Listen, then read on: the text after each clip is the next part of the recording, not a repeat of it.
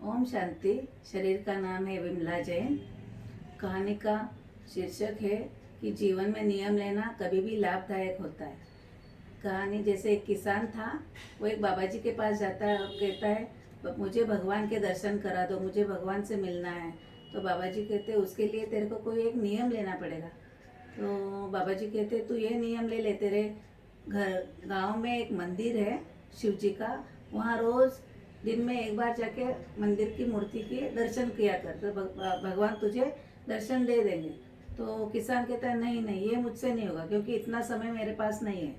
तो बाबा जी कहते तो दूसरा नियम ये हो सकता है, तू जब खेत में जाता है उसके पहले तू मंदिर के बाहर से होकर जाया कर।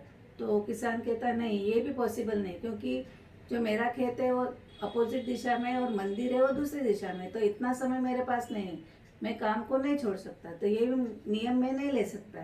तो फिर बाबा जी कहते तो कौन सा नियम तू ले सकता है?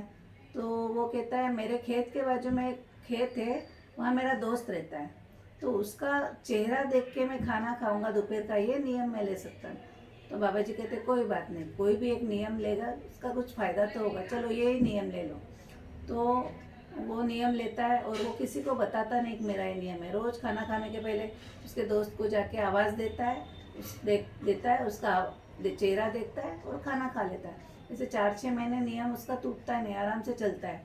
एक दिन क्या होता है, खाना खाने का टाइम हो गया, भूख लग रही है, वो जाता है दोस्त को आवाज़ देने, दोस्त दिखता नहीं है।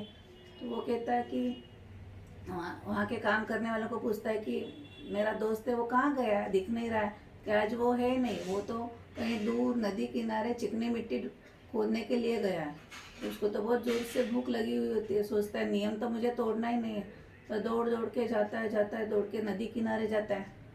और दोस्त को जैसा चेहरा देखता है, आवाज़ देता है, चेहरा देखता है, देख लिया करके वो वापस दौड़ने लग जाता है।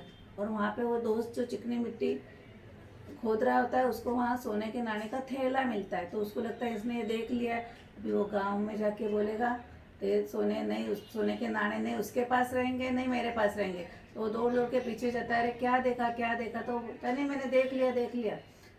उसको तो भूख लग रही है इसलिए वो बोल रहा है देख लिया, मैं जा रहा हूँ। तो वो दौड़ दौड़ के दोस्त पीछे जाता है, उस दोस्त को पकड़ता है, बोलता है देख ये सोने के नाणे जो मुझे मिले हैं ना, वो अभी आधे हिस्से के तेरे हैं, आधे मेरे हैं, किसी को मत बताना।